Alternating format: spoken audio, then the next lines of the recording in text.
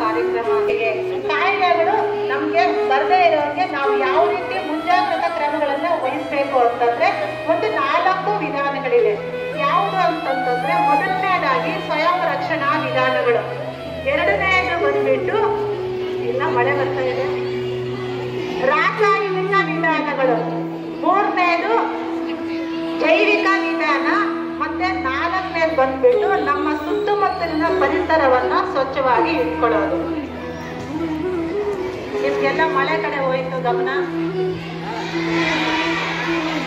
ಹೇಳ. ಈಗ ಸ್ವಯಂ ರಕ್ಷಣಾ ವಿಧಾನಗಳಂತಂದ್ರೆ ಯಾವ ರೀತಿ ನಾವು ಸ್ವಯಂ ರಕ್ಷಣಾ ವಿಧಾನಗಳನ್ನ ಅನುಸರಿಸ್ತೀವಿ?